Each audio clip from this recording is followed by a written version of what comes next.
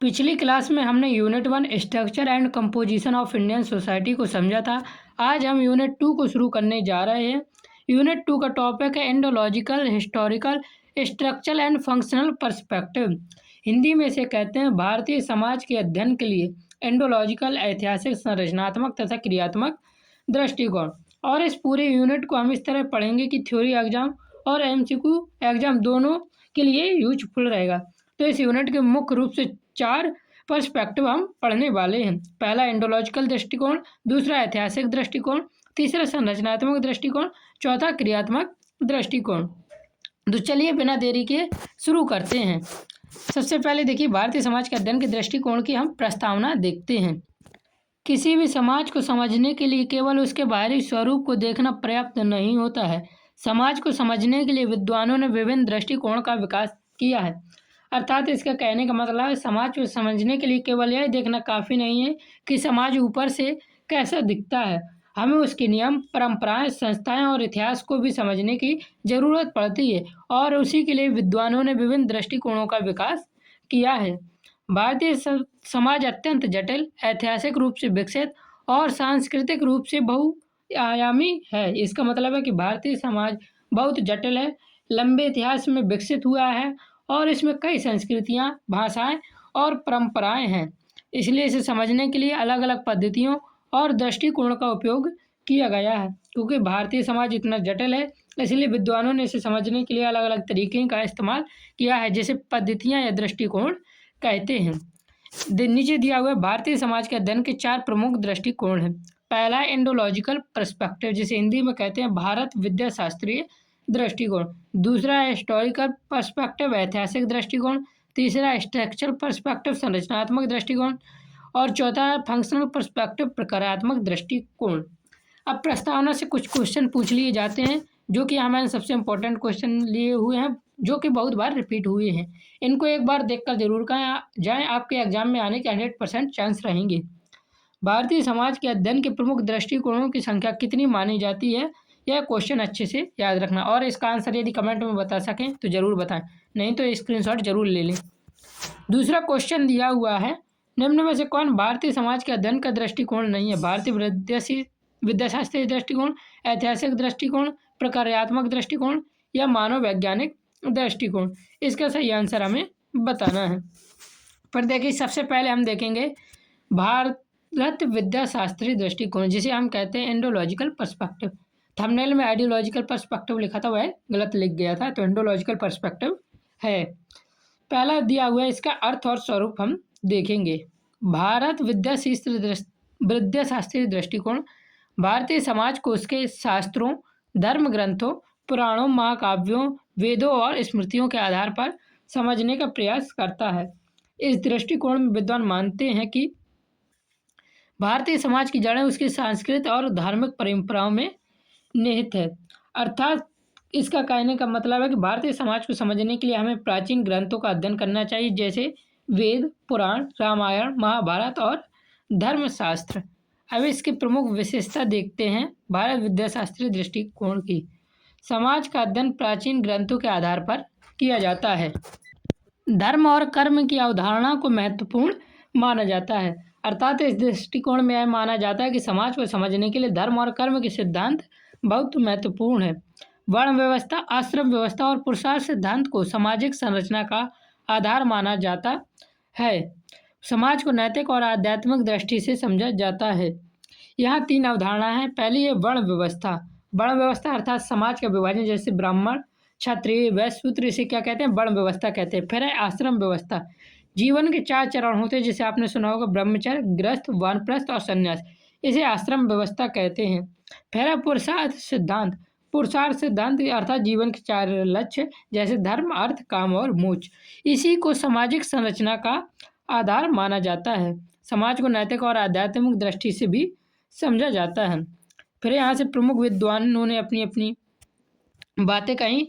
तो इसके जो प्रमुख विद्वान हैं वह हैं जी.एस. घुरिये, इरावती कर्वे और के.एम. कापड़िया। विद्वानों ने भारतीय समाज को शास्त्रीय परंपराओं के आधार पर समझने का प्रयास किया है। तो यहाँ से क्वेश्चन ऐसे पूछा जा सकता है, भारत विद्याशास्त्रीय दृष्टिकोण में किस विद्वान का योगदान नहीं है? तो उनमें इन तीन में से एक अलग विद्वान होगा, उसका नाम नहीं होगा, तो वह एक सही आंसर हो जाएगा। अभी मैं एमसीक्यू दिखाकर आपको दिखाऊंगा कैसे क्वेश्चन पूछे जाते हैं। अब इसकी सीमाएं देखिए, दिया हुआ है, यह दृष्टिकोण आधुनिक सामाजिक परिवर्तन और वर्गीय संघर्ष जैसे तथ्यों को पर्याप्त महत्व नहीं देता है। अर्थात इस दृष्टिकोण में कमी यह है कि यह आधुनिक समस्याओं जैसे आर्थिक असमानता, वर्ग संघर्ष और सामाजिक परिवर्तन को अधिक महत्व नहीं देता है। यह प्रायः आदर्श स्थिति को प्रस्तुत करता है, वास्तविक सामाजिक असमानताओं को यह कम महत्व देता है। तो अब देखिए यहाँ से जो कैसे क्वेश्चन पूछे जाते हैं देख लीजिए, और ये रिपीटेड क्वेश्चन आपके एग्जाम में फिर से आने की उम्मीद है। भारत विद्या शास्त्रीय दृष्टिकोण भारतीय समाज को किस आधार पर समझता है? तो आधुनिक उद्योग, प्राचीन ग्रंथ और धर्म ग्रंथ, राजनीतिक व्यवस्था या जनसंख्या? सही आंसर कमेंट जरूर करें। दूसरा क्वेश्चन यहाँ से जो पूछा जा सकता है सबसे इम्पोर्टेंट, निम्न में से कौन भारत विद्या शास्त्रीय दृष्टिकोण का विद्वान है? Talcott Parsons, Robert Merton, GS Ghurye या रेडक्लिफ ब्राउन? इसका सही आंसर कमेंट में बताएं। तीसरा जो सबसे इम्पोर्टेंट क्वेश्चन यहाँ से पूछा जाता है वह है भारतीय विद्याशास्त्रीय दृष्टिकोण की मुख्य सीमा क्या है? यह इतिहास को महत्व देता है, यह आधुनिक परिवर्तन को कम महत्व देता है, यह धर्म को महत्व नहीं देता, यह समाज को स्थिर मानता है। ये तीन इम्पोर्टेंट क्वेश्चन है जो बार बार यहाँ से पूछे जाते हैं। फिर बात आती है ऐतिहासिक दृष्टिकोण की, हिस्टोरिकल पर्सपेक्टिव। इसका अर्थ देखिए, सबसे पहले ऐतिहासिक दृष्टिकोण भारतीय समाज को ऐतिहासिक विकास के क्रम में समझता है। अर्थात इस दृष्टिकोण में समाज को इतिहास के अनुसार समझा जाता है कि समय के साथ समाज कैसे बदला। यह मानता है कि समाज स्थिर नहीं है बल्कि समय के साथ निरंतर बदलता रहता है। अर्थात समाज हमेशा परिवर्तनशील होता है, यह कभी भी पूरी तरह स्थिर नहीं रहता है। यहाँ पे दिए हुए हैं ऐतिहासिक विकास के चरण। पहला है प्राचीन काल, इसमें वर्ण व्यवस्था और संयुक्त परिवार होता था। फिर बात आती मध्यकाल की, जहाँ सामंती संरचना होती थी। औपनिवेशिक काल, अंग्रेजी शासन और आधुनिक शिक्षा होती थी। जब भारत में अंग्रेजों का शासन था तब अंग्रेजी शिक्षा आई, नई प्रशासनिक व्यवस्था बनी और आधुनिक संस्थाएं विकसित हुई थी। फिर बात आती स्वतंत्रता पश्चात, उसके बाद भारत लोकतांत्रिक और औद्योगिकीकरण के विकास में आगे बढ़ने लगा था। इसके सपोर्ट में प्रमुख विद्वान हैं जिन्होंने अपने अपने सिद्धांत दिए। A.R. देसाई, जिसे मार्क्सवादी दृष्टिकोण से ऐतिहासिक विश्लेषण किया, और दूसरे हैं D.P. मुखर्जी। यहाँ से जो सबसे ज़्यादा इम्पोर्टेंट क्वेश्चन है वह देखिए, ऐतिहासिक दृष्टिकोण के अनुसार समाज कैसा होता है? स्थिर होता है, अपरिवर्तनीय होते हैं, निरंतर बदलने वाला होता है या धार्मिक? ये क्वेश्चन इंपॉर्टेंट है। फिर यहाँ से दूसरा क्वेश्चन पूछा जा सकता है, मार्क्सवादी ऐतिहासिक दृष्टिकोण से भारतीय समाज का अध्ययन किसने किया? D.P. मुखर्जी ने, A.R. देसाई ने, घुरिये ने या कर्वी ने? तो ये दूसरे इंपॉर्टेंट क्वेश्चन यहाँ से ऐतिहासिक दृष्टिकोण से पूछा जाता है। फिर बात आती है संरचनात्मक दृष्टिकोण। यहाँ से सबसे ज़्यादा इम्पोर्टेंट MCQ आते हैं और यहीं से सबसे ज़्यादा क्वेश्चन पूछे जाते हैं। इसमें सबसे पहले देखते हैं सामाजिक संरचना क्या है। सामाजिक संरचना समाज का बाहरी ढांचा, अर्थात सामाजिक संरचना का मतलब है समाज का ढांचा, जैसे परिवार, जाति, वर्ग, संस्था। इसके बारे में हमने यूनिट 1 पे भी चर्चा की थी। यह पद, भूमिका, समूह और संस्थाओं का व्यवस्थित तंत्र है। अर्थात पद का मतलब है समाज में व्यक्ति की स्थिति, जैसे शिक्षक, डॉक्टर, छात्र पद कहलाते हैं जो समाज में व्यक्ति की स्थिति होती है। रोल अर्थात भूमिका, उस स्थिति से जुड़े कर्तव्य, जैसे शिक्षक का काम है पढ़ाना, डॉक्टर का काम है इलाज करना, छात्र का काम है पढ़ना, तो इसे क्या कहते हैं? भूमिका कहते हैं। समूह और संस्थाओं का यह व्यवस्थित तंत्र है। सामाजिक संरचना अंतर संबंधित इकाइयों को संगठित व्यवस्था है। अब देखते हैं संरचनावाद। संरचनावाद का उद्भव फ्रांस में हुआ। यह सिद्धांत सबसे पहले फ्रांस में विकसित हुआ था। यह मानता है कि समाज की संरचना उसके गहरे अंतर्निहित पैटर्न से बनती है। अर्थात संरचनावाद के अनुसार समाज के अंदर कुछ गहरे नियम और पैटर्न होते हैं जो समाज की संरचना बनाते हैं। प्रमुख संरचनावादी विचारक हैं, पहले हैं क्लाउड लेवी स्ट्रॉस। यहाँ से इंपॉर्टेंट क्वेश्चन पूछे जाते हैं, इसलिए मैंने इनके विचारकों के बारे में भी कुछ बताया हुआ है। पहले है क्लाउड लेवी स्ट्रॉस, संरचनावादी सिद्धांत की यह जनक माने जाते हैं और उन्होंने भाषा और मिथकों की संरचना के आधार पर समाज का अध्ययन किया है। तो क्लाउड लेवी स्ट्रॉस ने भाषा और मिथकों की संरचना के आधार पर समाज का अध्ययन किया। तो क्वेश्चन पूछा जा सकता है, क्लाउड लेवी स्ट्रॉस ने समाज का अध्ययन किस आधार पर किया है। फिर दूसरे विचारक आते हैं सॉसर। सॉसर है जो संरचनात्मक भाषा विज्ञान के प्रवर्तक हैं। क्वेश्चन पूछा जा सकता है सॉसर कौन है, तो याद रखना संरचनात्मक भाषा विज्ञान के प्रवर्तक हैं। उन्होंने बताया कि भाषा संरचना पर आधारित होती है। क्वेश्चन यहाँ से ये पूछा जा सकता है भाषा संरचना पर आधारित होती है, यह किसने बताया, तो याद रखना सॉसर ने। फिर तीसरा क्वेश्चन दिया हुआ है SF नोडले, तीसरा व्यक्ति है SF नोडले। इनकी पुस्तक थ्योरी ऑफ सोशल स्ट्रक्चर प्रसिद्ध है। पुस्तक का नाम दे के पूछा जा सकता है यह किसकी पुस्तक है, तो याद रखना SF नोडले की। उन्होंने सामाजिक संरचना की मूल अवधारणा को भूमिका माना है। फिर आते हैं पीटर ब्लाउ। इन्होंने संरचनावाद को नियम, विचार और भाषा पर आधारित बताया है। फिर यहाँ से संरचनात्मक उपागम के अंतर्गत देखते हैं व्यक्तियों का भूमिका का और सामाजिक संबंधों का विश्लेषण किया जाता है किसमें, संरचनात्मक उपागम में। इसके बाद देखिए जो यहाँ से सबसे ज़्यादा क्वेश्चन पूछे जाते हैं वह क्वेश्चन है सामाजिक संरचना से क्या अभिप्राय है, तो इसका आंसर कमेंट में ज़रूर बताएं। दूसरा क्वेश्चन पूछा जाता है संरचनावाद का उद्भव कहाँ से हुआ, जैसा मैंने बताया था फ्रांस से हुआ है। फिर क्वेश्चन है संरचनावाद का जनक किसे कहते हैं, इनका आंसर आप हमें कमेंट में कमेंट करके ज़रूर बताएं। फिर चौथा दृष्टिकोण है प्रक्रियात्मक दृष्टिकोण, फंक्शनल पर्सपेक्टिव। यहाँ से भी ज़्यादातर क्वेश्चन पूछे जाते हैं। सबसे पहले देखते हैं प्रकार क्या है, तो प्रकार से आशय उस परिणाम से जो समाज की व्यवस्था को बनाए रखने में सहायक हो, अर्थात कोई संस्था या व्यवस्था समाज में संतुलन और व्यवस्था बनाए रखती है तो उसे क्या कहा जाता है, प्रकार कहा जाता है। यदि कोई संस्था सामाजिक संतुलन बनाए रखती है तो वह प्रकार करती है। प्रकार शब्द का प्रारंभिक उपयोग 19वीं शताब्दी में हुआ। दुर्खिम ने इसे समाजशास्त्र में व्यवस्थित रूप दिया था। अब आगे देखिए इन्होंने जो सिद्धांत है, प्रमुख प्रकारवादी विचारक पहले हैं एमाइल दुर्खिम। एमाइल दुर्खिम ने आत्महत्या को सामाजिक घटना माना, अर्थात दुर्खिम ने कहा कि आत्महत्या केवल व्यक्तिगत समस्या नहीं बल्कि यह समाज से जुड़ी हुई घटना है। धर्म को सामाजिक एकता का साधन बताया।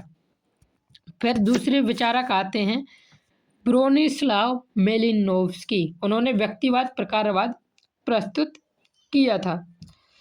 उनके अनुसार संस्कृति की प्रत्येक इकाई मानव की किसी आवश्यकता को पूरा करती है। उनके अनुसार संस्कृति का हर हिस्सा मानव की किसी न किसी आवश्यकता को पूरा करता है। उन्होंने मानव की 7 मूलभूत आवश्यकताओं का उल्लेख किया है। तो यहाँ से जो क्वेश्चन सबसे ज़्यादा पूछा जाता है तो पूछा जाता है मानव की 7 आधारभूत आवश्यकताओं का उल्लेख किसने किया है, तो मेलिनोव्स्की ने किया है।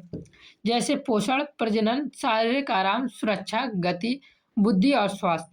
उनके अनुसार सांस्कृतिक एकीकरण का आधार प्रत्येक सांस्कृतिक तत्व द्वारा किया जाने वाला प्रकार है। अगले विचारक देखते हैं। अगले विचारक है रेडक्लिफ ब्राउन। इन्होंने समाज को प्राकृतिक विज्ञान की तरह समझने का विचार दिया है। इन्होंने कहा कि इन्होंने किसकी बात की है, निरपेक्ष प्रकारवाद की बात की है। तो ये कौन थे, रेडक्लिफ ब्राउन ने की है। फिर चौथे आते हैं जो इनसे जो सबसे ज़्यादा क्वेश्चन भी पूछे जाते हैं टालकोट पार्सन से। इन्होंने एगल मॉडल दिया, तो याद रखना एगल मॉडल किसने दिया, तो टालकोट पार्सन्स ने दिया। पार्सन्स के अनुसार समाज को चलाने के लिए 4 कार्य पूरे करने होते हैं। सबसे पहले एडेप्शन, फिर गोल्ड अटेंटमेंट, इंटीग्रेशन और लेटेंसी। एडेप्शन का मतलब है पर्यावरण के अनुसार ढलना, अर्थात पर्यावरण से अनुकूलन। दूसरा है गोल अटेंटमेंट, अर्थात लक्ष्य प्राप्त करना।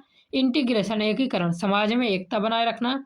लेटेंसी मूल्यों का संरक्षण, अर्थात मूल्यों और परंपराओं को बनाए रखना। फिर 5वें विद्वान आते हैं रॉबर्ट के मर्टन। उन्होंने 9 प्रकारात्मकता विकसित की। उन्होंने 2 महत्वपूर्ण अवधारणाएं दी। पहली थी प्रकट प्रकार और दूसरी थी गुप्त प्रकार। जो स्पष्ट रूप से दिखाई दे उसे क्या कहते हैं, प्रकट प्रकार, अर्थात वह कार्य जो स्पष्ट रूप से दिखाई देता है उसे प्रकट प्रकार कहते हैं। जो अप्रत्यक्ष रूप से कार्य करे उसे गुप्त प्रकार कहते हैं। उन्होंने अकार्य की अवधारणा भी दी। अकार्य वह परिणाम है जो समाज के संतुलन को बाधित करता है। अब आगे देखिए प्रकारवाद और स्तरीकरण क्या है। प्रकारवाद सिद्धांत के अनुसार सामाजिक स्तरीकरण समाज के लिए आवश्यक है। व्यक्ति का स्थान उनके प्रकार के आधार पर निर्धारित होता है। तो अब यहाँ से जो सबसे ज़्यादा इंपॉर्टेंट क्वेश्चन पूछे जाते हैं वह सबसे पहला है, समाजशास्त्र में प्रकारवाद को व्यवस्थित रूप किसने दिया? इसका सही आंसर आप हमें कमेंट में बताएं। दूसरा जो सबसे ज़्यादा क्वेश्चन पूछा जाता है वह प्रत्येक सांस्कृतिक तत्व मानव की आवश्यकताओं की पूर्ति करता है, यह विचार किसका है? और फिर क्वेश्चन पूछा जाता है, एगिल मॉडल किसने दिया? ये मैंने इस प्रकार लगाया जो सबसे ज़्यादा बार PYQ में आया है, पहले उसको, उसके बाद उससे कम बार जाया उसको, फिर उससे जो कम बार आया उसको लगाया हुआ है। तो एगिल मॉडल किसने दिया, इसका भी आंसर आप हमें कमेंट में बताएं। कमेंट में बताएं यानी स्क्रीनशॉट ले लें, पेपर में देने से एक दिन पहले ज़रूर पढ़ के जाएं। फिर दिया हुआ प्रकट प्रकार और गुप्त प्रकार की अवधारणा किसने दी, तो इसका भी सही आंसर बता सकते हैं। और फिर यहाँ से आखिरी क्वेश्चन जो है, समाज के संतुलन को बाधित करने वाले परिणाम को क्या कहते हैं? प्रकार, संरचना, आकार या एकीकरण। और PDF के लिए आप पहली वीडियो देख सकते हैं जो मैंने बनाई थी, लिंक डिस्क्रिप्शन पर प्लेलिस्ट का मिल जाएगा, या चैनल की प्लेलिस्ट पर भी जाकर देख सकते हैं। अब इसका कंक्लूजन देखते हैं। भारत विद्याशास्त्रीय दृष्टिकोण परंपरा को समझाता है, ऐतिहासिक दृष्टिकोण विकास को समझाता है, संरचनात्मक दृष्टिकोण ढांचे को स्पष्ट करता है और प्रकारात्मक दृष्टिकोण कार्य और संतुलन को समझाता है। चारों मिलकर भारतीय समाज की पूर्ण तस्वीर प्रस्तुत करते हैं। तो इस प्रकार हमारी यूनिट 2 खत्म हुई है और यूनिट 2 से ही सारी यूनिट में सबसे ज़्यादा क्वेश्चन पूछे जाते हैं। यहाँ से आपको 15 के आसपास क्वेश्चन देखने को मिलेंगे और जो मैंने क्वेश्चन करवाए हैं हो सकता है आपको वो सीधे एग्जाम में देखने को मिले। चैनल पर नए हैं तो सब्सक्राइब जरूर करना, और जो मैंने समझाया वह समझ आया हो तो वीडियो को भी लाइक ज़रूर कर देना। जय हिंद, जय भारत, राधे राधे।